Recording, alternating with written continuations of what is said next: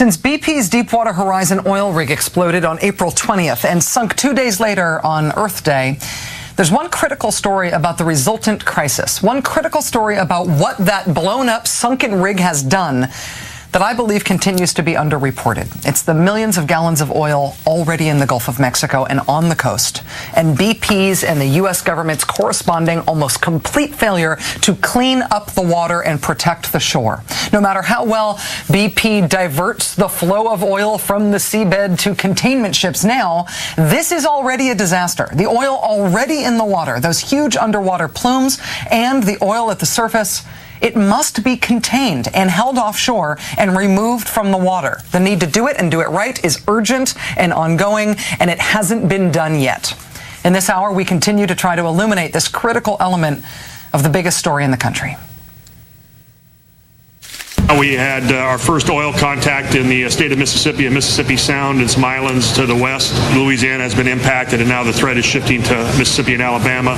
It's Admiral Thad Allen heading up the government's response to the BP oil disaster, explaining what winds from the south and the west bring now.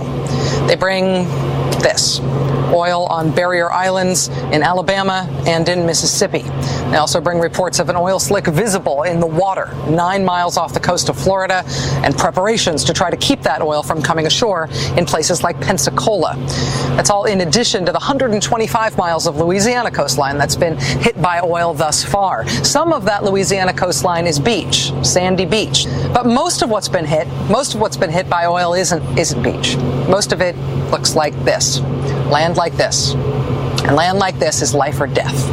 Not only for the wildlife that lives there, and boy howdy do they have some wildlife, but land like this is life or death in a much bigger way. It means life or death for all the other land that's not like this around here. Here's what I mean. When there's a hurricane coming onto shore from the sea, the storm pushes water ahead of it onto the shore. It's the storm surge. The storm surge is like a high tide from hell. It can be incredibly destructive. When Hurricane Katrina hit this region 5 years ago, here's what a 20-foot storm surge did to Chalmette, Louisiana. Look at that. Now, to get a sense of the contrast, here's what a smaller 15-foot storm surge did to Slidell, Louisiana. Still bad, not the same. What makes the difference between these two outcomes? In large part, wetlands, freaking wetlands. They say that every 2.7 square miles of wetlands that a storm passes over brings the storm surge for communities behind those wetlands down by 1 foot. So the difference, the mathematical difference between a 20-foot storm surge and a 15-foot storm surge, between destruction and biblical destruction, turns out it's pretty easy, pretty horrifying math. If every 2.7 square miles of wetlands saves you from another foot of storm surge, then the difference between ending up like Chalmette and ending up like Slidell is roughly 13.5 square miles of wetlands as protection. And even before this oil disaster, Louisiana was losing 25 square miles of wetlands every year. Get this. During the time of this broadcast, this TV show airing tonight, an area of wetlands the size of 2 football fields will be lost into the sea and will be turned into open water. And every 2.7 square miles of lost wetlands puts the storm surge that hits the land where I am sitting right now up 1 more foot when the storms inevitably come. This is not some hippie crusade to save the cute baby gators. This is the survival of a piece of our country. A big piece, it turns out, a big important piece. We have been losing this life preserver of land at such a clip because of oil and gas drilling, because of shipping being prioritized, because of stupid development decisions. That was all true before the BP oil disaster. Do you want to know what the BP oil disaster is going to do to the wetlands? And the flashing neon that's going to put on the bullseye that's already on this city? Hey, so this isn't fake. This isn't some Disney version of a swamp with fake swamp noises. This is the Jean Lafitte National Historic Park and Preserve outside of New Orleans. And I'm here with David Muth, who's the Chief of Planning and Resource Stewardship here. Thanks very much for talking to us, David. Appreciate it. Thank you for coming out to the park.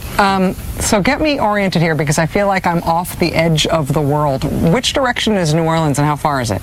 New Orleans is just north of us. The French Quarter is about 15 miles away, but the subdivisions of the city of New Orleans are less than 2 miles from here. Okay. So we are right on the edge of the hurricane protection system, the levees for the city. And so there's the levees are between us and New Orleans. As storms come up the Gulf of Mexico, this is what they pass over before they get to those levees. This is what they pass over, and of course they used to pass over a lot more of it than they do now, but because of coastal land loss, many thousands of acres of marsh that used to be between the city and the Gulf are gone, and so there's less and less. So when storms do come in, Hurricane Ike just 2 years ago, which didn't come within 200 miles of us, had water 4 feet deep on this section right here. I came through here in a kayak where there's a boardwalk right. In terms of what's going on right now with the oil disaster in the Gulf,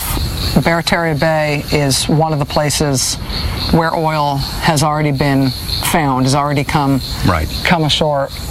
Obviously, there's the distinction between sea and land, and water and land, is a little fuzzy, but I'm getting the sense, the more time I spend here, that through waterways and through wetlands, all of these areas are connected. Are you worried that you could get oil this far inland?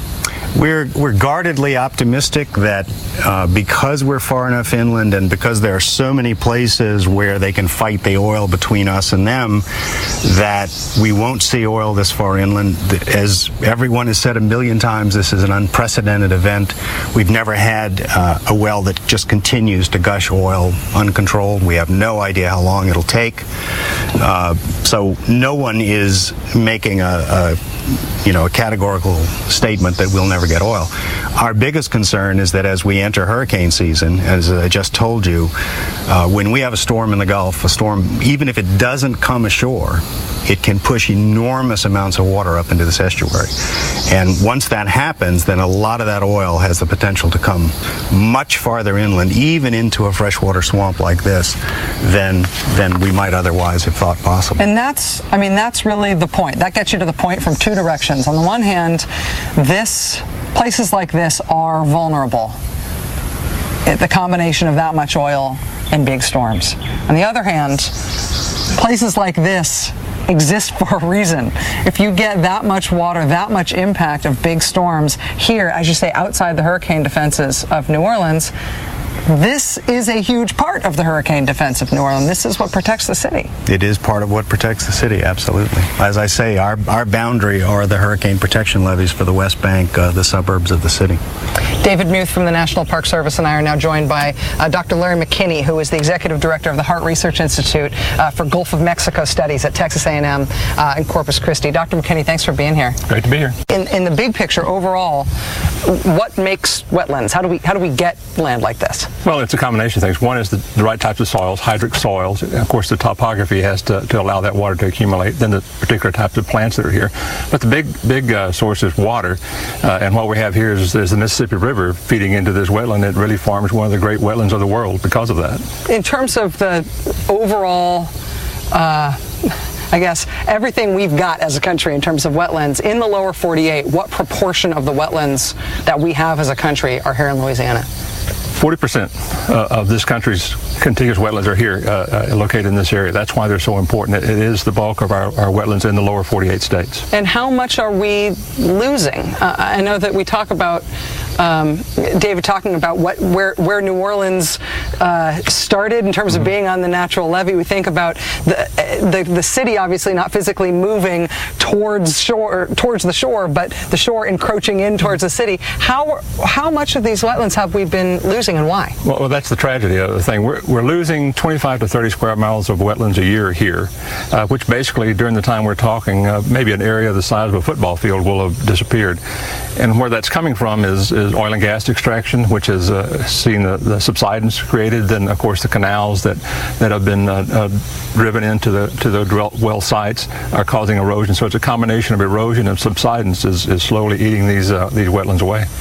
David, can you explain how it is that wetlands like this, both the swampy wetlands that we were just in and the marshy wetlands that we're looking over right now, how they actually insulate places like New Orleans from big storms? What is it that they do that lessen the impact of storms?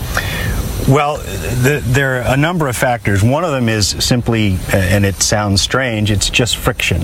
Even water in waves are affected by friction.